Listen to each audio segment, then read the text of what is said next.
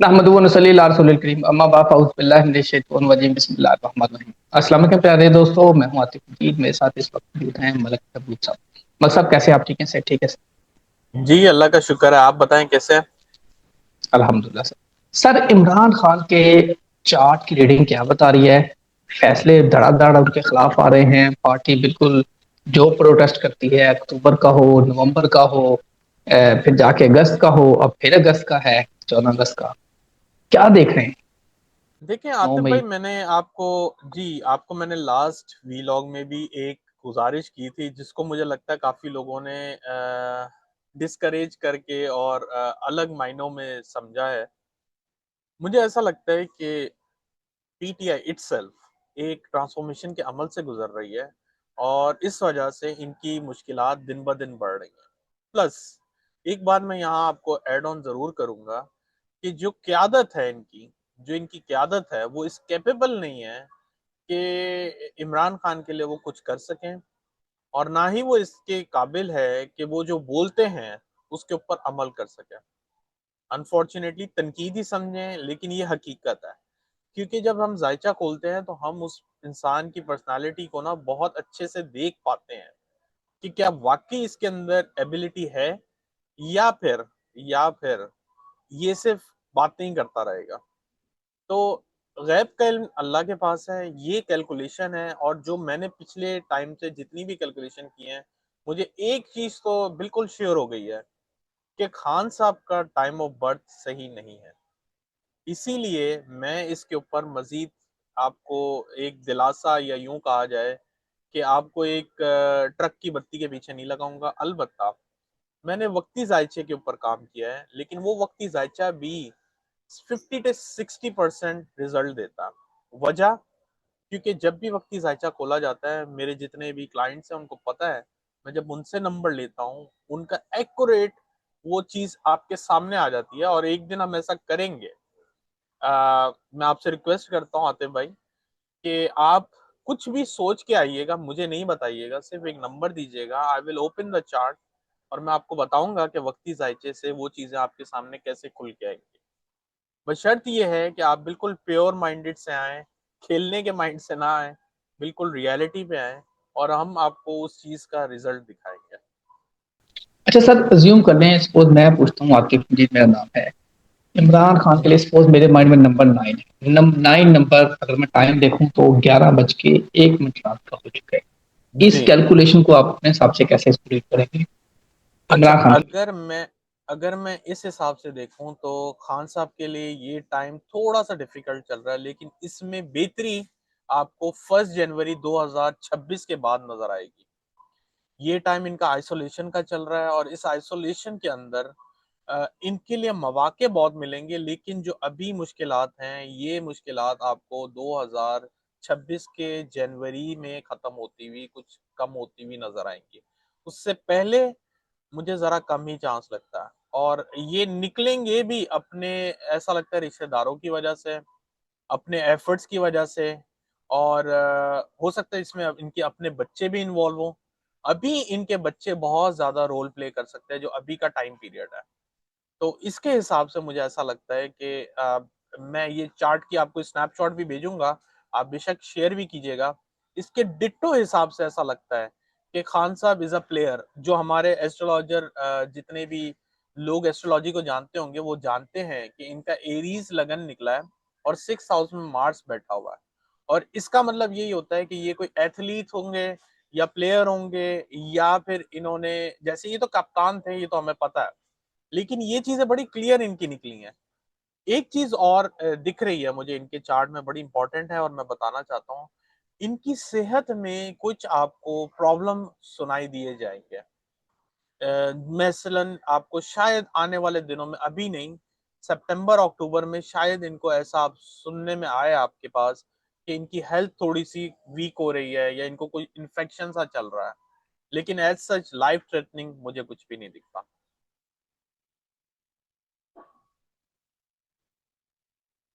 Sir अब आपने इसको लंबा टाइम दे दिया है, 1 जनवरी, 4 माह, जी जी। 2 साल तो गुजर चुके हैं, अभी 4 माह और कह रहे हैं। ये सर फिर पूरा डाइया चार पूरा माह करना है। नहीं, 4 माह इसलिए बता रहा हूँ क्योंकि जो मेरे सामने प्रश्न खुला है उसके सामने से मुझे ऐसा लगता है कि 4 माह के बाद इनकी लाइफ में मेजर चेंजेस आएंगे और वो चेंजेस इनको बहुत फायदा देंगे। वो बहुत फायदा देंगे और मे बी पॉसिबल इनको बाहर ले जाने में, मतलब आउट ऑफ जेल, जैसे आप ये बोले आइसोलेशन में, उसके लिए बड़े हेल्पफुल रहेंगे ये। तो ये जो 4 महीने हैं, अभी इसमें इनको जद्दोजहद करनी पड़ेगी। लेकिन जो आप ये बोल रहे हैं ना कि इनके लिए मसले बहुत बढ़ रहे हैं, मुझे लग रहा है कि सितंबर नहीं तो नवंबर में डेफिनेटली, नवंबर से डेफिनेटली इनके मसले कम होते हुए आपको नजर आएंगे। 1 जनवरी 2026 की अगर बात करें, यहाँ आपको जेल से आजाद नजर आ रहे हैं, बाहर नजर आ रहे हैं, जलसे पर नजर आ रहे हैं, घर बैठे नजर आ रहे हैं, केसेस का क्या मुस्तकबिल है, इनके पूरी उस देखें, तरह का। केसेस इनके अभी चलेंगे, मैं आपको बता रहा हूँ। ये ऐसा लगता है कि ये 1 जनवरी तक जो है इनके कुछ सिलसिले बनेंगे ऐसे कि इनके लिए बाहर आने के रास्ते बहुत ज्यादा क्लियर होंगे। इनके लिए जो 1 नवंबर का टाइम है सर, मैं फिर से बता रहा हूँ, बड़ा इसमें भी, इसी चार्ट में भी बड़ा फ्रूटफुल टाइम दिख रहा है। और नवंबर वाकई ही इनके लिए फ्रूटफुल टाइम होगा। सितंबर और नवंबर ये दोनों महीने, ये इसमें भी दिख रहे हैं कि ये इंपॉर्टेंट महीने हैं और इनमें कोई ऐसे मामलात बनेंगे जिसकी वजह से इनको फाइनली एक रिलीज या रिलीफ मिलता हुआ आपको जनवरी 2026 में आपके सामने आएगा। अब इनके आपने बच्चों की बात की, इनके बच्चों की इसी अगर देखें हम, तो क्या जी, नजर आ रहा है? इनके बच्चे एक्चुअली अगर आप मुझसे पूछें तो ये फरवरी 2025 से एक्टिव है। अब ये आपका काम है जाके पीछे से चेक करवाएं कि इनके बच्चे एक्चुअल में एक्टिव कब हुए हैं, क्योंकि एस्ट्रोलॉजी बिल्कुल अगर सही रीड की जाए तो बिल्कुल एक्यूरेटली काम करती है। तो जो मुझे लगता है कि इनके बच्चे 2025 फरवरी से बहुत एक्टिव हैं इनके लिए, और इनके लिए बहुत मदद फराहम कर रहे हैं किसी भी तरीके। तो मदद के लिहाज से, हेल्थ के लिहाज से मुझे लगता है कि इनके बच्चे इनको हेल्प कर रहे हैं फरवरी से, और आने वाले टिल जनवरी तक वो बहुत ज्यादा इनकी हेल्प करेंगे बाहर निकलने में। इनका राइवल पाकिस्तान या इनसे मुलाकात की नजर आ रही?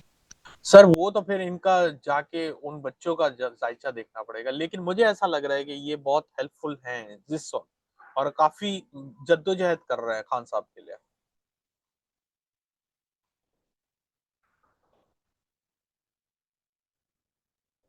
आपने हमेशा वीनस की बात की, वीनस कहाँ देख रहे हैं? वीनस इनके थर्ड हाउस में है और जुपिटर भी थर्ड हाउस में है। ये दोनों बिल्कुल क्लियरली दिखा रहे हैं कि जुपिटर और वीनस थर्ड हाउस में होने का मतलब ये है, पहले तो ये आपस में ही दुश्मन है, जुपिटर वीनस एक दूसरे के दुश्मन है। वैसे ये बोलते हैं कि ये अच्छे प्लैनेट है, बेनिफिक प्लैनेट है, सॉफ्ट प्लैनेट है, लेकिन थर्ड में होने की वजह से ये चीज शो करवाती है कि खान साहब को जद्दोजहद बहुत करनी पड़ेगी। जब भी सॉफ्ट प्लैनेट आपके ऐसे हाउसेस में आ जाएं जहां पे हार्डवर्क ज्यादा होता है, वहां पे वो मेहनत मांगते ही मांगते हैं। तो अगर खान साहब 200% मेहनत करेंगे तो जाके इनको 100% मेहनत मिलेगी, इतनी मेहनत जरूरत है।